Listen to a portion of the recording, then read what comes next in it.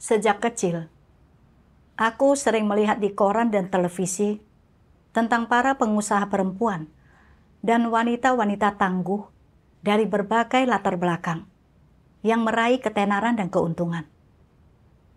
Mereka tampak begitu glamor, hingga aku sangat iri pada mereka.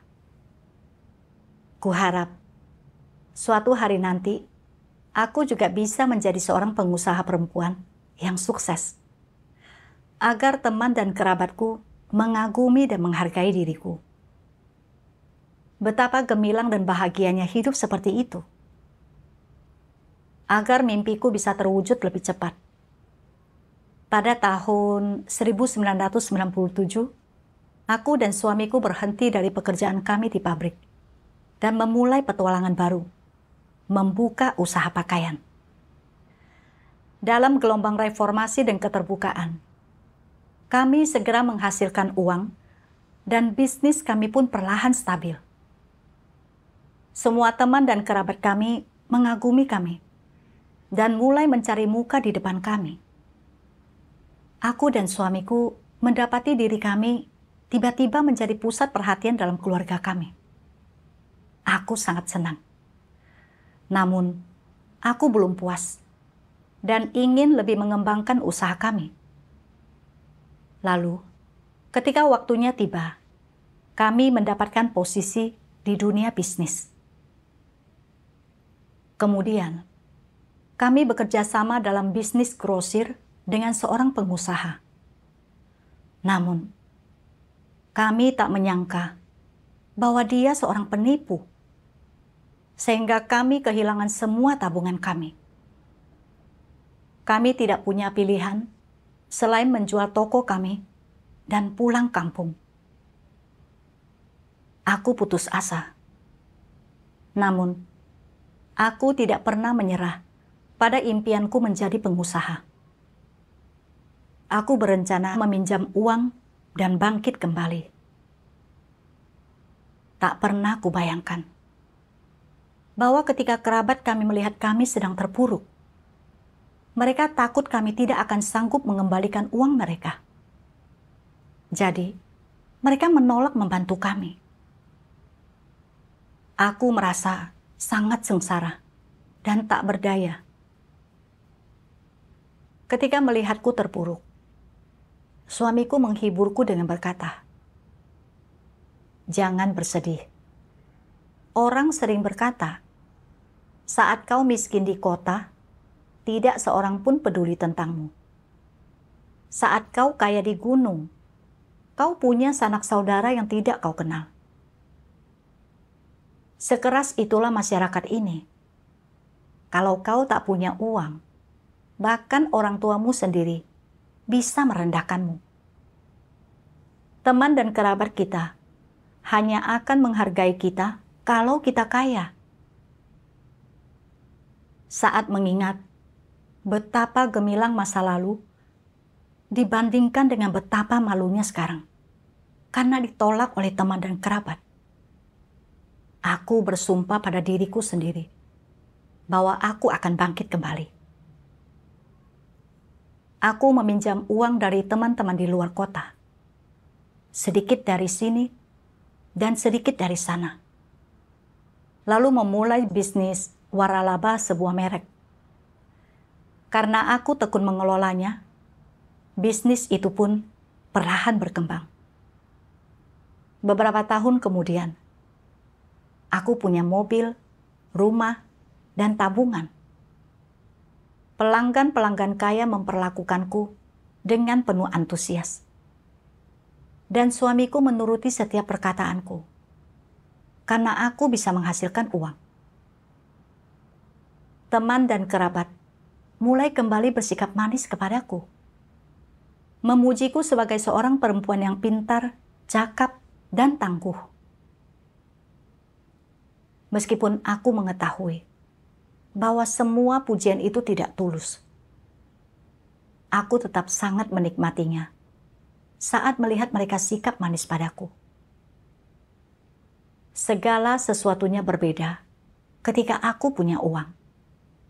Bisa membuat banyak orang mengagumiku benar-benar memuaskan kesombonganku. Aku merasa semua kerja keras selama bertahun-tahun ini tidak sia-sia. Namun kemudian, teman-teman sejawatku melihat bahwa aku menjadi kaya dengan menjual produk bermerek. Jadi, mereka juga mulai menjual produk bermerek. Tiba-tiba, aku merasakan suatu krisis yang mengancam. Agar bisa mengalahkan para pesaing, aku tidak hanya harus mengawasi dan waspada terhadap mereka, tetapi juga harus mengambil hati pelangganku dengan segala macam cara. Menelepon mereka setiap hari untuk menanyakan kabar dan mengatur berbagai promosi untuk menarik pelanggan.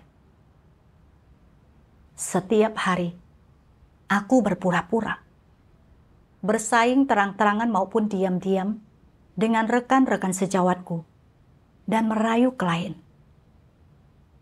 Di dalam hati, aku merasa sangat lelah dan tertekan. Di penghujung hari, tubuhku terasa begitu letih, hingga punggungku sakit. Bahkan, aku tidak ingin bicara ketika aku sampai di rumah, dan hanya ingin tidur nyenyak. Namun, begitu berbaring, aku hanya gelisah dan tidak bisa tidur. Bertanya-tanya, apa yang mungkin diam-diam sedang direncanakan para pesaingku? Dan acara promosi apa yang bisa kugelar untuk mengalahkan mereka? Kepalaku dipenuhi perhitungan dan pergulatan. Aku terus merasa tegang. Aku sering mengalami insomnia karena terlalu banyak bekerja. Aku minum banyak suplemen penenang dan nutrisi untuk otak. Tetapi tidak ada hasilnya. Kadang-kadang, aku akhirnya tertidur, tetapi terbangun ketakutan karena mimpi buruk. Aku sering merasakan kehampaan dan kecemasan yang tidak dapat dijelaskan. Aku khawatir bahwa jika aku lengah sedikit saja, pesaing-pesaingku akan menang, dan aku akan tersingkir dari pasar dengan reputasi yang hancur. Dari luar, aku tampak sukses, tetapi hanya aku yang tahu betapa menderitanya hatiku. Pada tengah malam, aku sering berpikir, apakah ini hidup bahagia yang sudah bertahun-tahun aku dambakan? Aku merasa bingung. Namun, aku tetap tidak mau menjalani hidup yang biasa-biasa saja dan dipandang rendah orang lain. Jadi, meskipun aku kelelahan secara fisik dan mental, aku tetap tidak berani bersantai sedikit pun. Semua yang kupikirkan hanyalah mengembangkan usaha. Setelah beberapa tahun mengelola dengan penuh jerih payah, merek yang kukelola menjadi populer di daerah setempat. Pada upacara penghargaan, kantor pusat bahkan mengundangku untuk berpidato, membagikan pengalaman suksesku. Saat aku berdiri di podium pembicara, mendengar tepuk tangan meriah, dan melihat tatapan kagum orang-orang, aku merasa bahwa mimpiku akhirnya menjadi kenyataan. Aku sangat gembira dan senang. Rasanya seperti menjadi seorang selebriti. Seolah-olah aku terbang ke awan. Dan aku merasa tahun-tahun penuh penderitaan serta kerja keras itu akhirnya sepadan. Namun, tidak ada yang mengetahui kelelahan dan penderitaan yang kurasakan di balik kesuksesan itu. Penglihatanku memburuk karena terlalu banyak bekerja. Dokter mengatakan bahwa cairan vitreus di mataku keruh. dan aku menderita katarak yang parah. Aku harus menjalani operasi agar tidak buta. Meskipun aku berhasil dikagumi oleh teman-teman dan para kerabatku, rasa sakit dan kehampaan yang kurasakan dalam lubuk hatiku tidak kunjung reda. Karena tekanan persaingan begitu besar, aku sering merasa sangat tegang. Meskipun aku dan teman-teman sejawatku saling menyapa dengan senyum, ada rencana licik dan kecurigaan di balik itu. Kami semua sangat waspada terhadap satu sama lain. Jadi, walaupun industri kami besar, tidak ada seorang pun yang dapat kuajak bicara untuk mencurahkan isi hatiku. Setiap hari, aku hidup dengan kepura-puraan. Dan hatiku merindukan hari ketika aku bisa hidup tenang dan bahagia. Pada tahun 2007, seorang saudari bersaksi kepadaku tentang pekerjaan Tuhan yang Maha Kuasa pada akhir zaman. Dengan membaca firman Tuhan, aku melihat bahwa firman Tuhan yang Maha Kuasa adalah kebenaran dan menjadi yakin bahwa Tuhan yang Maha Kuasa adalah Tuhan Yesus yang datang kembali. Aku juga menyadari bahwa Tuhan telah berinkarnasi pada akhir zaman untuk melakukan pekerjaan penghakiman demi menyelamatkan umat manusia. Hanya dengan menerima penghakiman serta penyucian dari Tuhan yang Maha Kuasa, serta membuang watak rusak kita, barulah kita dapat diselamatkan oleh Tuhan dan masuk ke dalam kerajaan-Nya. Aku mendengar sebuah lagu pujian firman Tuhan yang sangat menyentuh hatiku. Tuhan mencari hati dan jiwamu. Yang Maha Kuasa berbelas kasihan kepada orang-orang yang sudah sangat menderita ini. Pada saat yang sama, Dia merasa muak terhadap orang-orang ini yang sama sekali tidak memiliki kesadaran. Karena Dia harus menunggu terlalu lama untuk mendapatkan jawaban dari manusia. Dia ingin mencari hati dan rohmu, serta membawakanmu air dan makanan, supaya engkau terbangun dan tidak lagi merasa haus atau lapar. Ketika engkau lelah, dan saat engkau merasakan suramnya dunia ini, jangan kebingungan, jangan menangis. Tuhan yang Maha Kuasa, Sang Penjaga, akan menyambut kedatanganmu setiap saat. Dia berjaga di sisimu, menantikanmu untuk berbalik. Dia menantikan hari ketika engkau tiba-tiba memperoleh kembali ingatanmu. Ketika engkau menyadari bahwa engkau berasal dari Tuhan, bahwa entah kapan engkau kehilangan arah, entah kapan engkau kehilangan kesadaran di jalan, dan entah kapan engkau mendapatkan seorang bapa. Selanjutnya, ketika engkau menyadari bahwa Yang Maha Kuasa selama ini selalu berjaga, menantikan di sana sangat lama untuk kedatanganmu kembali. Dia telah menanti dengan penuh kerinduan, menunggu respon tanpa jawaban. Penjagaan dan penantiannya begitu tak ternilai. Dan semua itu adalah demi hati manusia dan roh manusia. Mungkin penjagaan dan penantian ini tidak terbatas waktu. Dan mungkin semua itu sudah berakhir. Namun, engkau seharusnya tahu persis di mana hati dan rohmu berada saat ini. Aku sangat tersentuh oleh firman Tuhan dan memikirkan perjuangan beratku selama bertahun-tahun dalam menjalankan bisnis. Meskipun aku sudah memiliki mobil serta rumah, dan keinginanku telah terpenuhi, aku tetap merasa tidak tenang. Agar menghasilkan uang lebih banyak setiap hari, aku menyanjung para pelangganku dan berusaha mengambil hati mereka.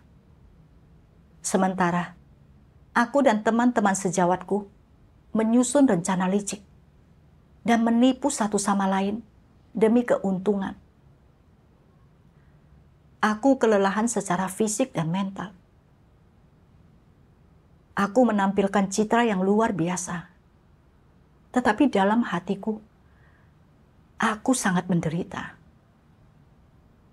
Kini, setelah mendengar panggilan suara Tuhan, aku merasa seperti anak yatim piatu yang mengembara di luar selama bertahun-tahun dan akhirnya kembali ke pelukan hangat ibunya. Tidak pernah lagi merasa sendirian atau tak berdaya.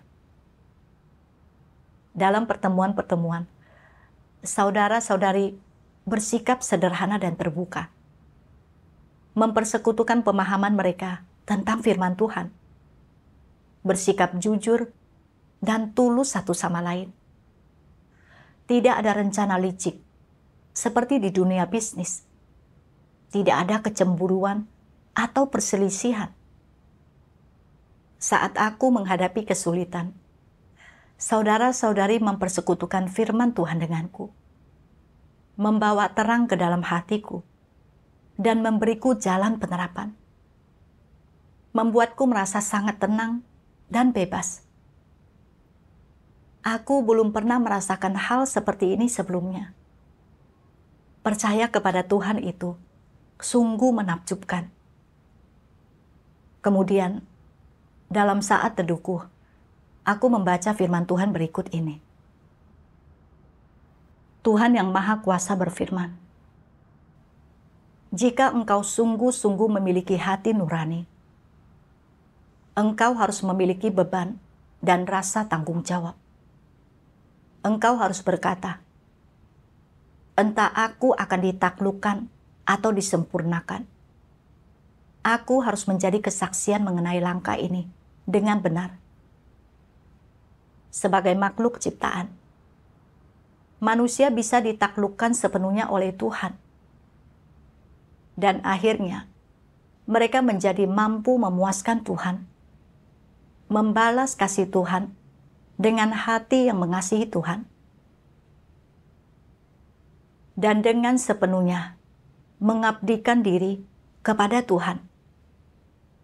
Inilah tanggung jawab manusia. Inilah tugas yang harus dilakukan oleh manusia, dan beban yang harus ditanggung oleh manusia. Dan manusia harus menyelesaikan amanat ini. Baru pada saat itulah dia sungguh-sungguh percaya kepada Tuhan.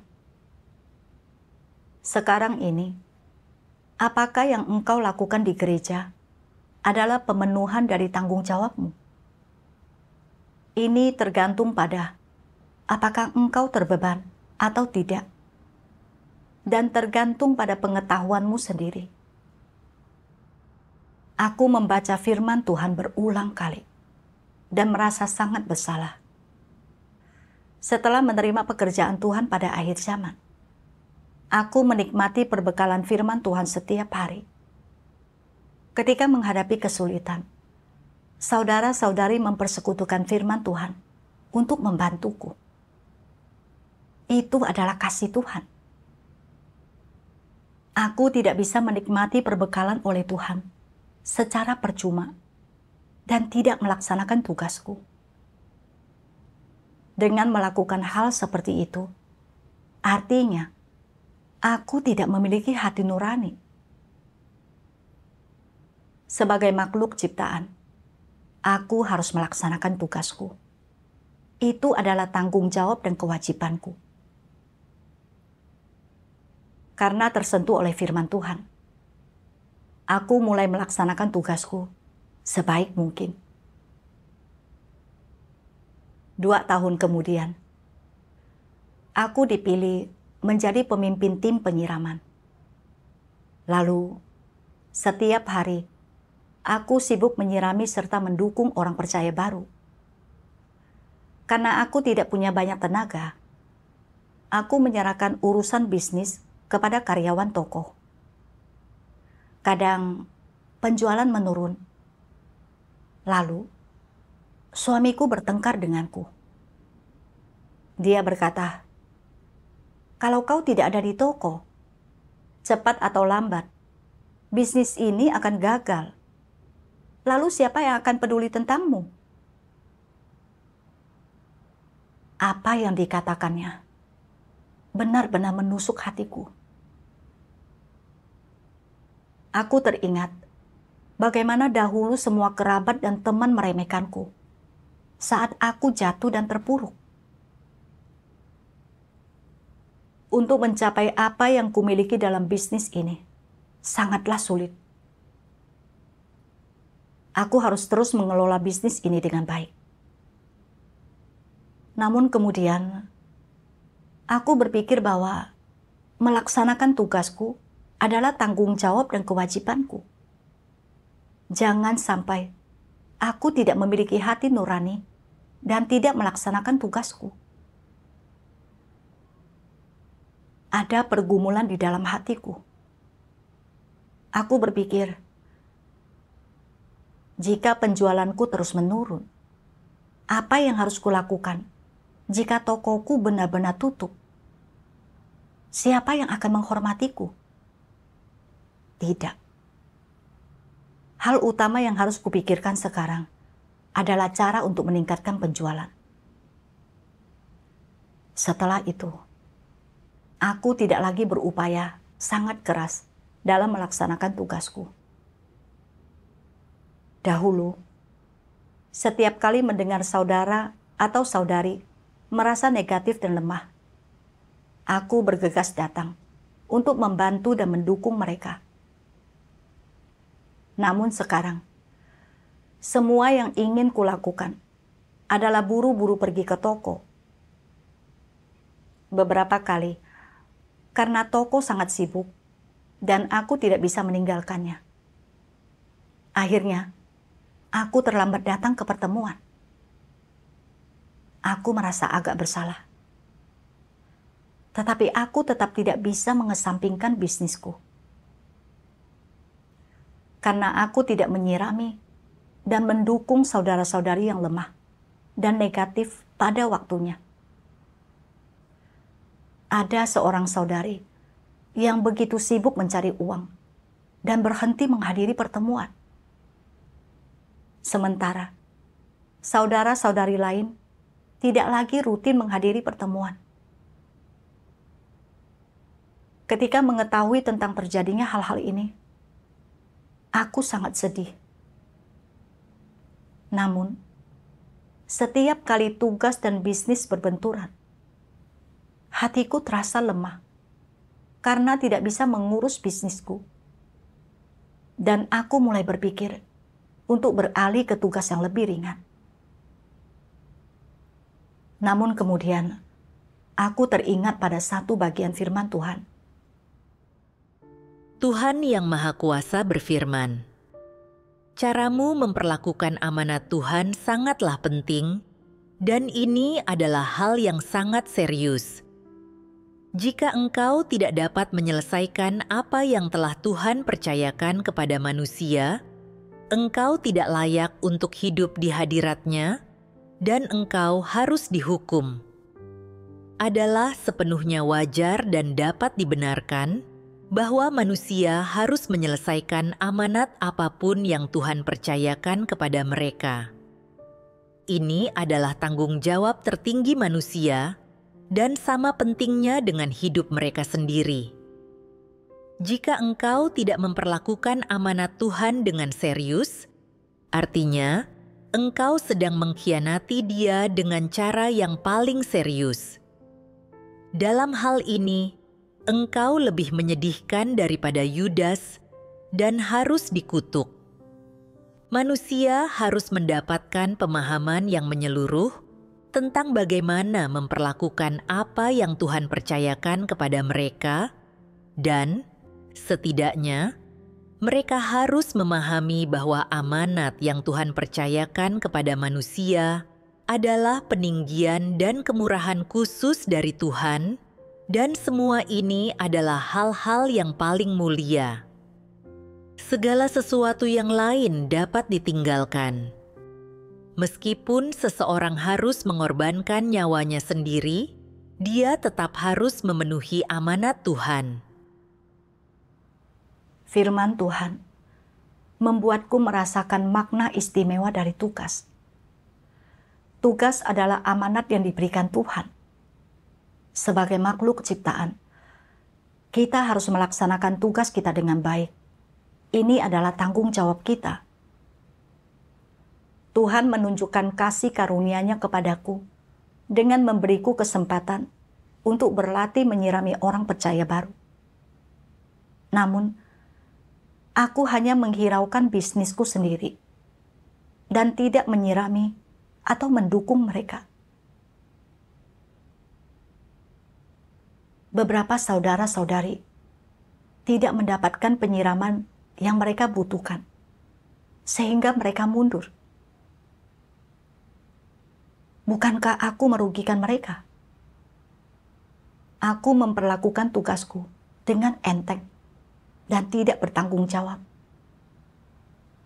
Aku telah mengkhianati Tuhan. Makin aku memikirkan hal itu, makin aku merasa menyesal dan bersalah. Jadi, aku berdoa kepada Tuhan, bersedia untuk bertobat dan melaksanakan tugasku dengan baik.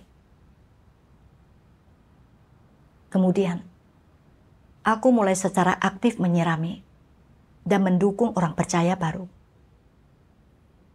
Beberapa saudara-saudari yang sebelumnya berhenti menghadiri pertemuan, mulai kembali hadir secara rutin. Akhirnya, hatiku mulai merasa tenang. Pada tahun 2013, aku terpilih menjadi pemimpin gereja. Aku tahu bahwa Tuhan sedang mengangkatku, tetapi hatiku kembali bergumul. Sebagai pemimpin tim penyiraman, sesibuk apapun aku selalu bisa menyempatkan diri untuk mengurus bisnisku.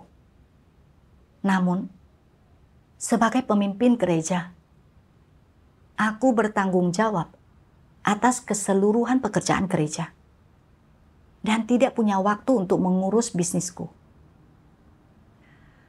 Seiring berjalannya waktu, apakah pelanggan lamaku akan pergi ke tempat lain? Bukankah itu artinya aku mundur dan secara cuma-cuma menyerahkan basis pelangganku yang susah payah kupertahankan selama bertahun-tahun ini kepada orang lain? Aku memikirkan bagaimana selama bertahun-tahun ini suamiku telah mengurusku, serta bagaimana kerabat dan teman-teman menyapaku dengan ramah, hanya karena aku bisa menghasilkan uang. Siapa yang akan mengagumiku jika aku tidak lagi berkarir? Ketika aku memikirkan kemungkinan kehilangan semua yang telah kukelola dengan susah payah, aku merasa sangat tersiksa. Namun, jika aku tidak menerima tugas ini, hati nuraniku tidak akan tenang dan aku akan merasa berutang kepada Tuhan. Pada malam hari, aku gelisah dan tidak bisa tidur. Aku berpikir tentang imanku kepada Tuhan selama bertahun-tahun ini, serta bagaimana setiap hari aku makan, minum, dan menikmati firman Tuhan. Juga tentang betapa banyak kasih karunia, serta berkat Tuhan yang telah kunikmati. Saat aku terombang-ambing di dunia, dengan perasaan sepi dan tak berdaya, firman Tuhan menghangatkan hatiku dan membawaku ke rumahnya.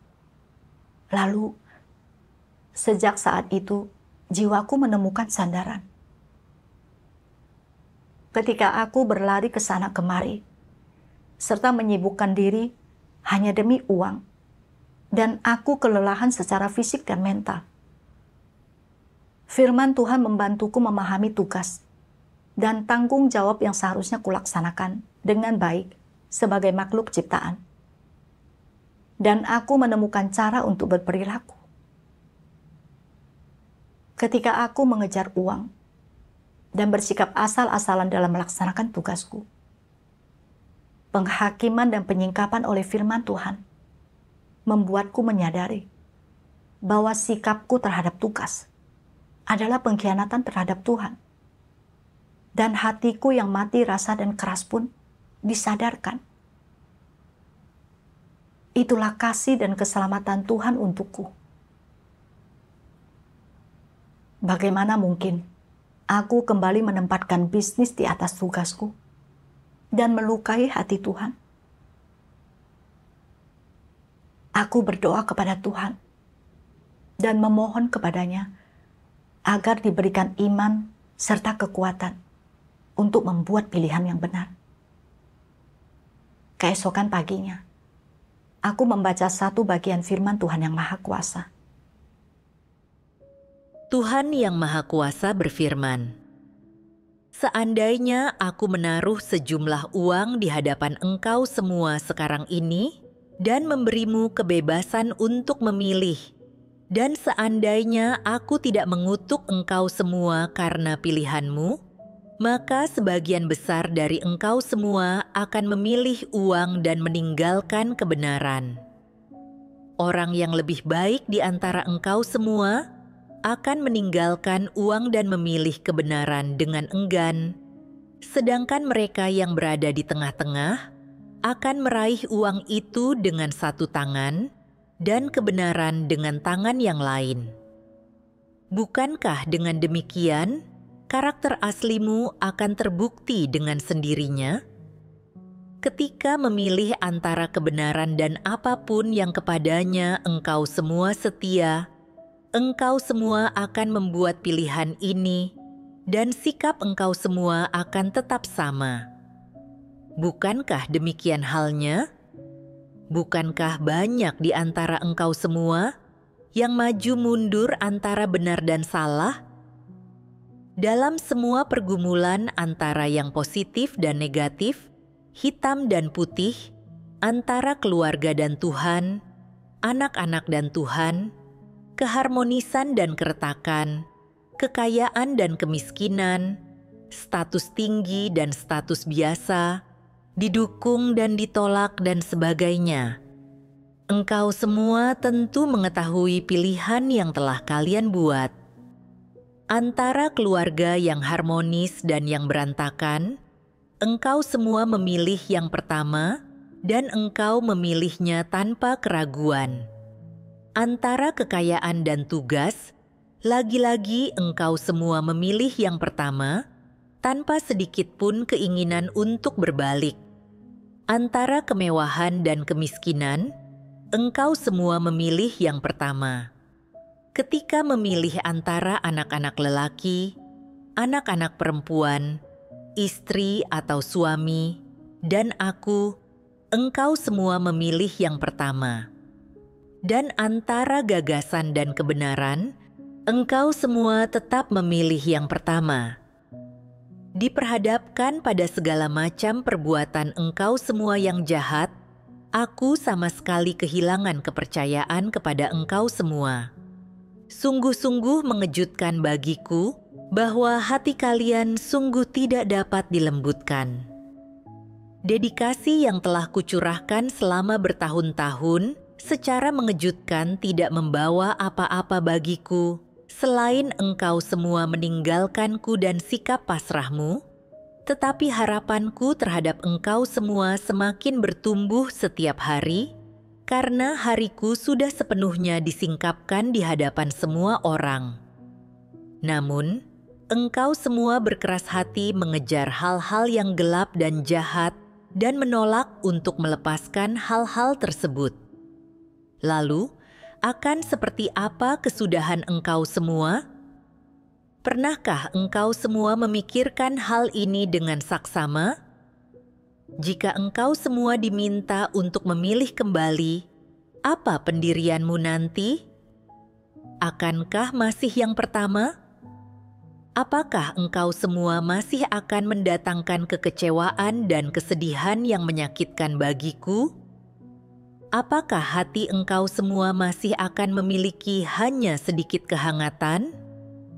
Apakah engkau semua masih tidak tahu apa yang harus dilakukan untuk menghibur hatiku?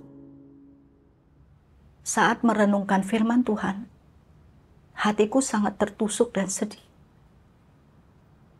Sejak mulai percaya kepada Tuhan, aku terus berjuang dan bimbang antara karir dan tugas. Tidak mau melepaskan karir yang telah aku bangun dengan susah payah, tetapi juga tidak bersedia melepaskan kebenaran. Jadi ketika tugasku memengaruhi bisnisku, aku merasa menentang dan bahkan ingin menolak tugasku. Hanya melalui penyingkapan oleh firman Tuhan, aku menyadari bahwa meskipun aku percaya kepada Tuhan dan mengikutinya, tidak ada tempat bagi Tuhan di hatiku. Dan yang benar-benar kuhargai bukanlah kebenaran atau keselamatan dari Tuhan, melainkan karir, uang, dan statusku. Ini bukanlah iman sejati kepada Tuhan.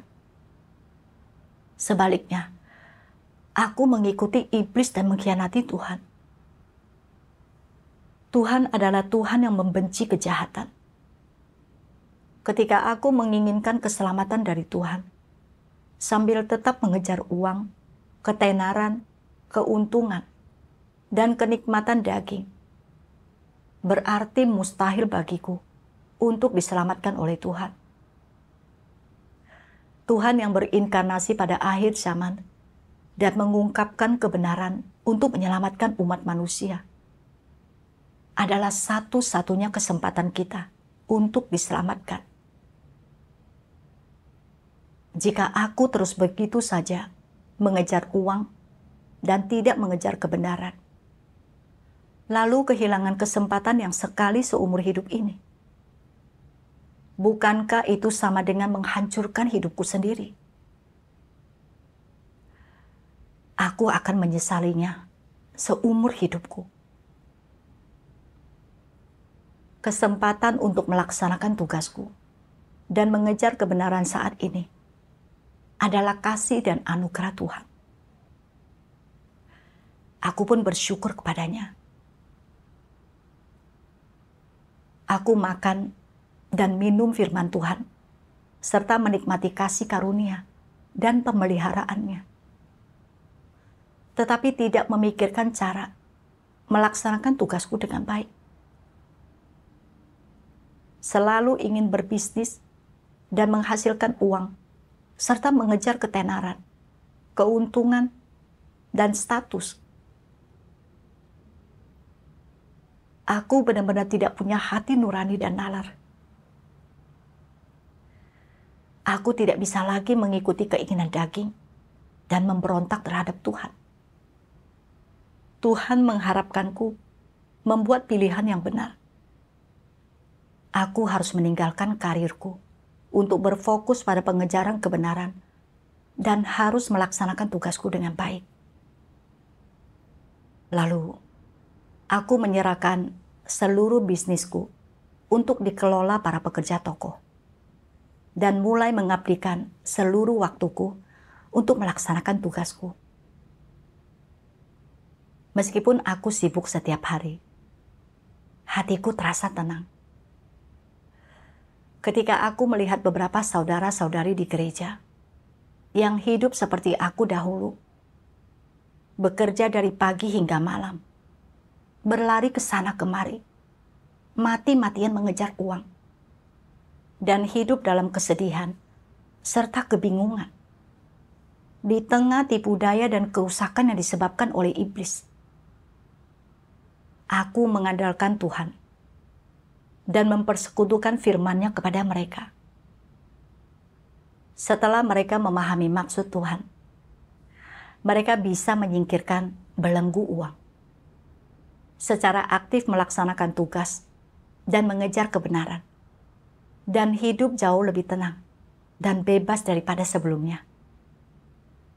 Saat itu, aku semakin menghargai niat Tuhan yang tekun dalam menyelamatkan manusia, dan aku sangat tersentuh.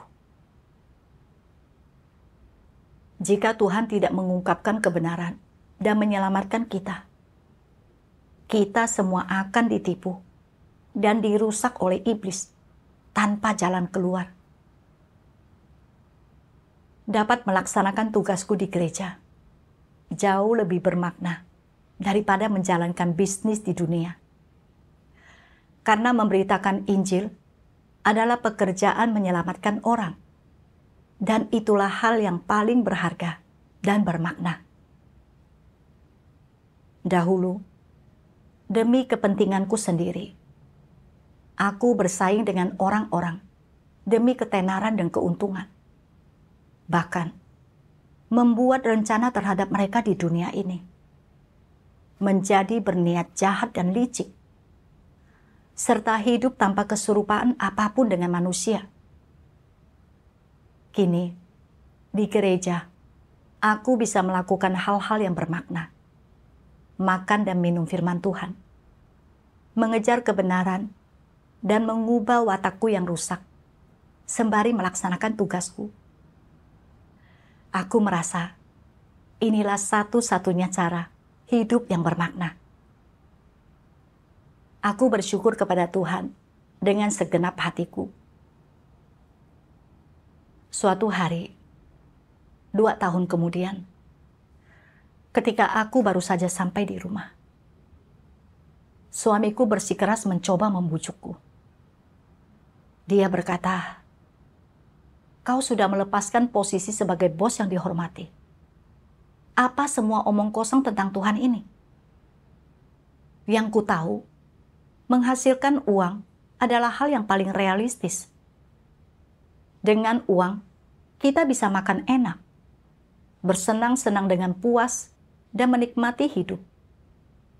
Orang lain juga menghargaimu. Siapa yang akan peduli padamu kalau kau tidak punya uang? Karena kau tidak lagi ada di toko, penjualan menurun lebih dari setengahnya. Dan hal ini tidak bisa terus dibiarkan.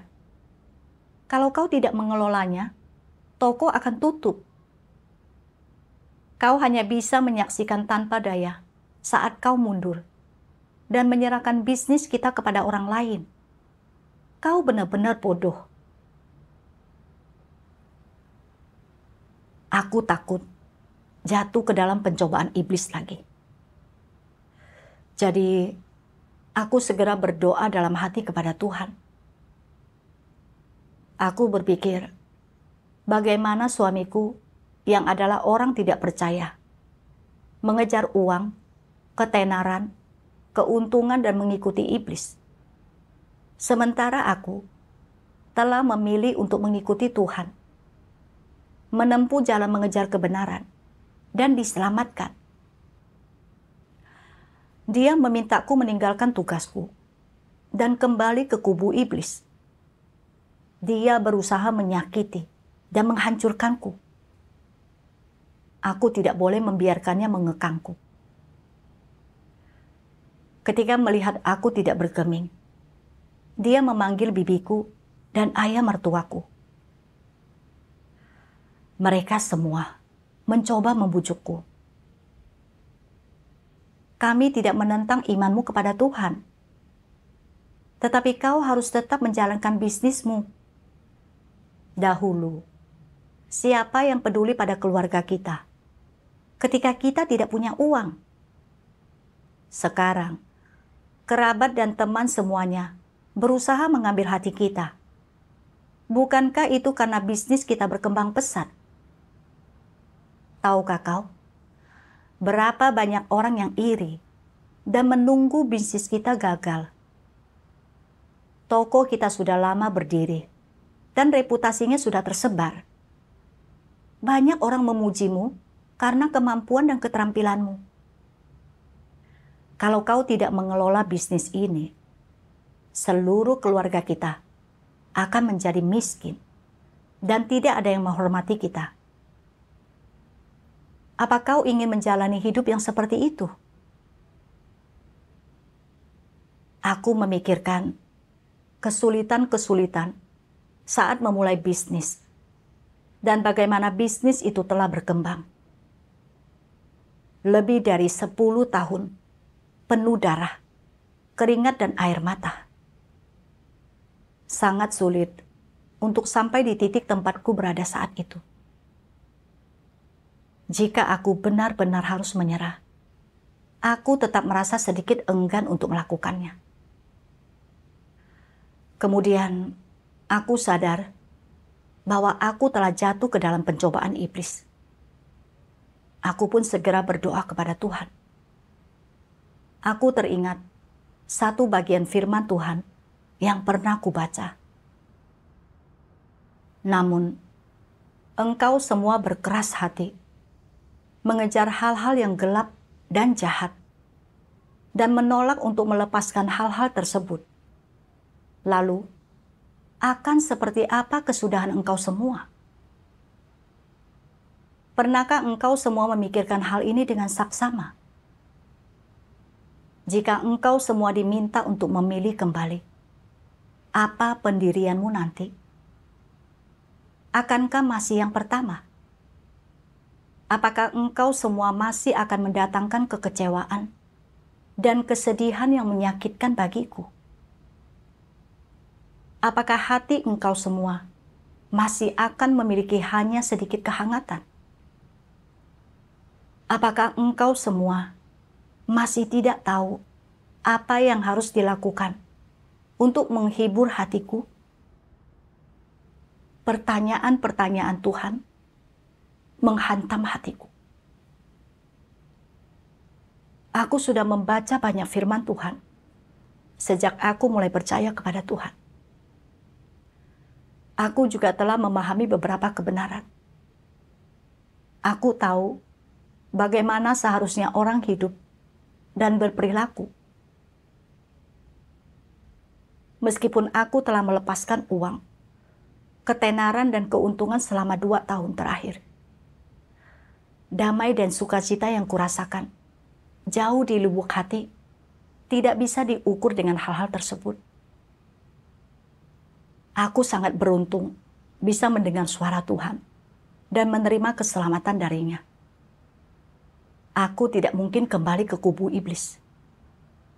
Jadi, aku pun berkata dengan tenang kepada mereka.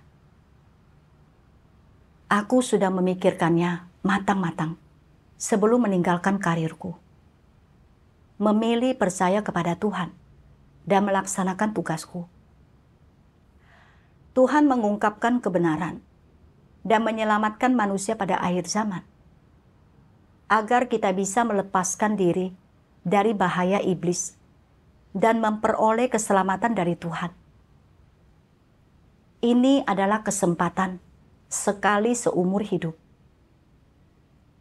Semua yang kuinginkan sekarang adalah percaya kepada Tuhan dengan sepenuh hati dan tidak lagi bersaing demi mengejar ketenaran dan keuntungan dalam hidup.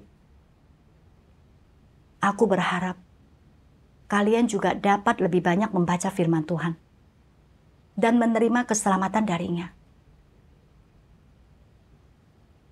Aku terkejut. Ketika begitu aku mengatakan hal itu, bibiku dan ayah mertuaku langsung melambaikan tangan dan menggelengkan kepala. Suamiku berkata dengan marah, "Kami tidak akan percaya kepada Tuhan. Hari ini, kau harus membuat keputusan. Kalau kau ingin terus percaya kepada Tuhan, jangan pernah kembali lagi. Kau tidak akan punya urusan apapun lagi dengan keluarga ini. Kau tempuh jalanmu, dan aku akan menempuh jalanku. Kita berpisah saja. Setelah melihat dia tampak begitu tak berperasaan, aku pun berkata, aku tidak menginginkan apa-apa, dan aku sudah mantap untuk percaya kepada Tuhan. Setelah aku menentukan pilihanku, suamiku mengalah dan tidak lagi menghiraukanku. Terkadang aku bertanya-tanya, setiap kali terjadi konflik antara tugasku dan bisnisku, aku selalu jatuh dalam dilema. Mengapa aku tak bisa tegas memilih untuk menjalankan tugasku dan menyenangkan Tuhan? Apa sebenarnya sumber dari masalah ini?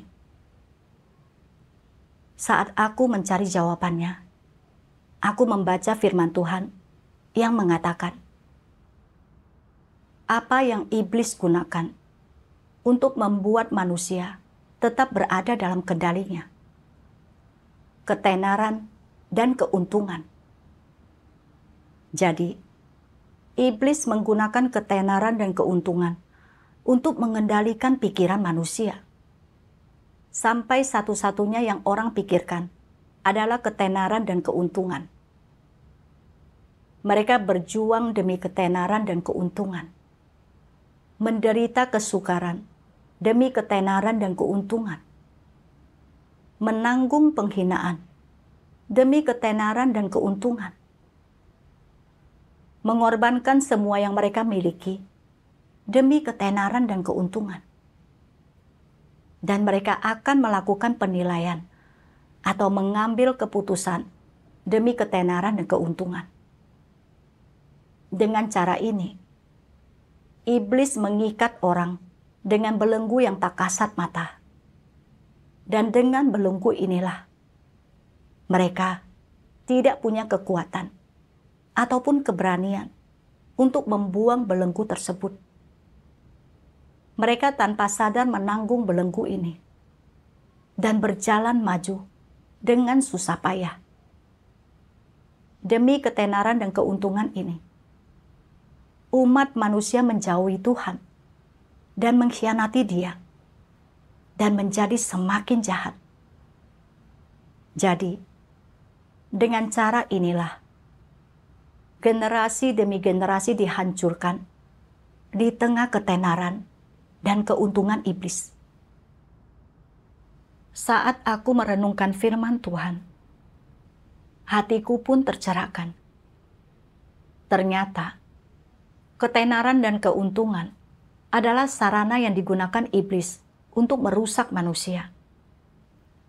Iblis memakai ketenaran dan keuntungan untuk mengendalikan cara pikir kita, agar kita memeras otak, menelan penghinaan, dan memikul beban berat demi mengejar ketenaran dan keuntungan.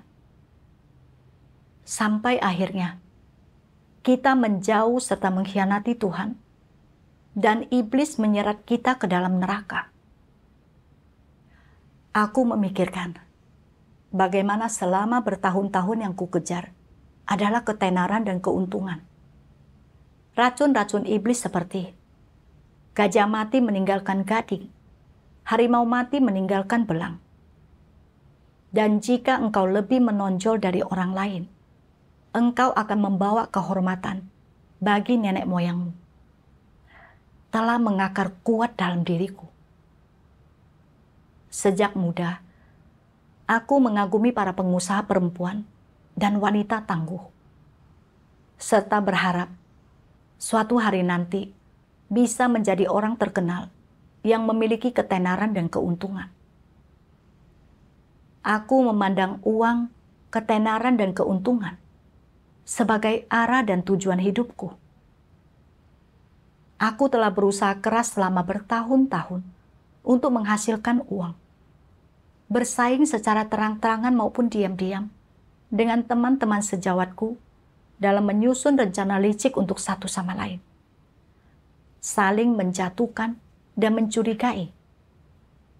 selalu berusaha untuk menggulingkan satu sama lain. Hingga watakku menjadi makin licik dan kejam. Meskipun tubuh dan pikiranku lelah, aku tidak bisa berhenti mengejar ketenaran dan keuntungan. Karena ketenaran dan keuntungan adalah seluruh harapan hidupku. Kehilangan keduanya sama saja seperti kehilangan makna hidup.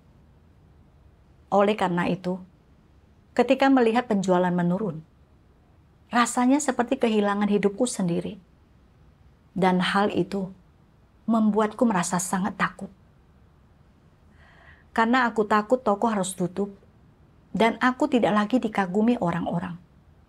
Mau tak mau, aku pun melaksanakan tugas dengan perasaan menentang dan sikap asal-asalan. Bahkan, aku hampir menggunakan urusan bisnisku sebagai alasan untuk mengabaikan tugasku dan kembali ke kubu iblis. Ketenaran dan keuntungan bagaikan rantai yang mengikatku erat. Itu menjadi penghalang dalam pengejaranku akan kebenaran. Membuatku terus menunda-nunda pelaksanaan tugas dan berulang kali memberontak terhadap Tuhan. Iblis menggunakan ketenaran dan keuntungan untuk mengikis dan meruntuhkan tekadku dalam mengejar kebenaran. Membuatku berhenti melaksanakan tugas dan membuatku kehilangan kesempatan untuk diselamatkan. Hingga akhirnya aku menentang Tuhan dan dihancurkan bersamanya oleh Tuhan. Cara-cara yang digunakan iblis dalam merusak manusia sungguh licik dan kejam. Aku memikirkan semua orang yang telah memperoleh ketenaran dan keuntungan, tetapi tetap merasakan kehampaan dan penderitaan, yang pada akhirnya mengakhiri hidup mereka demi melarikan diri dari perasaan itu. Ketenaran dan kekayaan hanya membawa kenikmatan daging yang bersifat sementara. Hal-hal itu tidak dapat mengisi kehampaan dalam hati seseorang. Hal-hal itu tidak dapat menyelamatkan orang-orang, apalagi memberi mereka tempat tujuan yang indah. Jika manusia tidak datang di hadapan Tuhan dan menerima keselamatan darinya, tidak peduli seberapa tinggi kehormatan mereka atau sebanyak apapun kekayaan yang mereka miliki, semua itu sama sekali tidak ada artinya. Kemudian, aku membaca satu bagian lain dari firman Tuhan.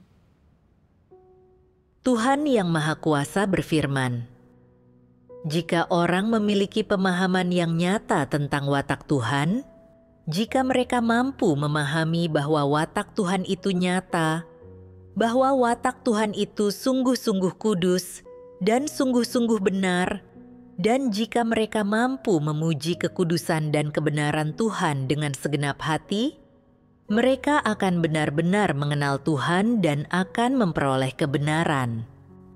Hanya orang yang mengenal Tuhanlah yang hidup di dalam terang." Efek langsung dari sungguh-sungguh mengenal Tuhan adalah orang menjadi mampu untuk sungguh-sungguh mengasihi dan tunduk kepada Tuhan.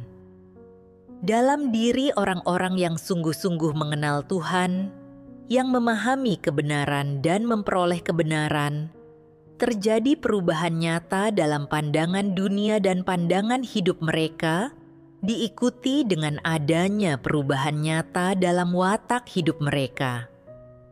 Ketika orang memiliki tujuan hidup yang benar, mampu mengejar kebenaran, dan berperilaku sesuai dengan kebenaran, ketika mereka sepenuhnya tunduk kepada Tuhan dan hidup berdasarkan firman-Nya, ketika hati mereka yang terdalam merasa membumi dan diterangi, ketika hati mereka bebas dari kegelapan, dan ketika mereka mampu hidup sepenuhnya bebas dan tidak terkekang di hadirat Tuhan, baru setelah itulah mereka akan menjalani kehidupan manusia sejati, dan baru setelah itulah mereka menjadi orang yang memiliki kebenaran dan kemanusiaan. Selain itu, semua kebenaran yang telah kau peroleh dan pahami berasal dari firman Tuhan dan dari Tuhan itu sendiri.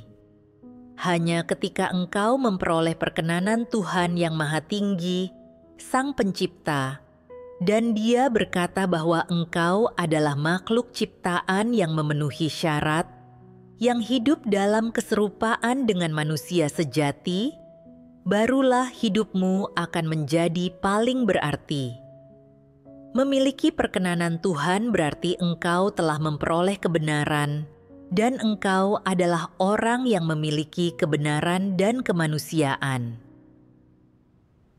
Dari firman Tuhan, aku mengerti bahwa dapat mengejar kebenaran dan mengenal Tuhan, mencapai perubahan watak, tidak lagi berada di bawah bahaya iblis, dan beribadah kepada Tuhan dengan bebas, merupakan satu-satunya kehidupan yang bernilai dan bermakna. Kehidupan seperti inilah yang dipuji dan diberkati oleh Tuhan. Saat ini, wabah, penyakit, dan segala macam bencana sering terjadi. Orang-orang tidak percaya hidup dalam keadaan panik dan tidak tenang, merasa bahwa masa depan begitu suram. Ketika wabah, penyakit, dan malapetaka terjadi, mereka putus asa dan merasa terjebak. Namun, orang percaya seperti kita, makan dan minum firman Tuhan setiap hari. Di bawah pencerahan serta bimbingan firman Tuhan, kita mulai memahami dan membedakan cara-cara iblis merusak manusia dan mengenali esensinya yang jahatnya. Kita mampu menolak iblis dan mengikuti Tuhan. Kita memiliki kedamaian dan sukacita sejati di hati kita. Dan setiap hari, kita aktif melaksanakan tugas dan mengejar kebenaran. Menyebar luaskan firman Tuhan, memberi kesaksian tentang pekerjaannya, serta hidup di bawah pemeliharaan dan perlindungannya. Hal ini membuat kita menjadi orang yang paling diberkati. Sesuatu yang tak bisa kita tukar dengan hal materi apapun. Aku makin menyadari bahwa dalam hidup ini hanya ada dua jalan. Yang satu adalah mengikuti iblis dengan mengejar uang, status, ketenaran, keuntungan, dan memuaskan daging, melangkah di jalan kehancuran. Yang satu lagi adalah mengikuti Tuhan dengan mengejar kebenaran, melaksanakan tugas kita dengan baik, membuang watak rusak kita, dan melangkah di jalan keselamatan. Sama sekali tidak ada jalan tengah. Waktu sangat singkat, dan bencana-bencana dahsyat telah menimpa kita. Masih banyak kebenaran yang belum kupahami. Hal yang terpenting sekarang adalah setiap hari menghargai, mengejar kebenaran dengan sungguh-sungguh, melaksanakan tugasku dengan baik, dan hidup dalam keserupaan dengan manusia sejati. Sekarang, aku menghabiskan seluruh waktuku untuk melaksanakan tugas di gereja, makan dan minum firman Tuhan bersama saudara-saudari. Hatiku terasa manis dan sukacita. Terkadang, aku menghadapi beberapa kesulitan saat melaksanakan tugasku dan memperlihatkan watak rusak. Tetapi melalui pencerahan dan bimbingan firman Tuhan, serta persekutuan dan bantuan dari saudara-saudari, aku mulai memiliki beberapa pemahaman tentang watakku yang rusak. Dan aku sedang berusaha untuk mengubahnya. Menurutku, inilah hal yang paling bermakna. Meskipun aku telah meninggalkan karirku, aku telah memahami beberapa kebenaran dan hidup dengan sedikit keserupaan dengan manusia. Aku sungguh bersyukur kepada Tuhan. Aku tak akan pernah menyesali pilihanku ini.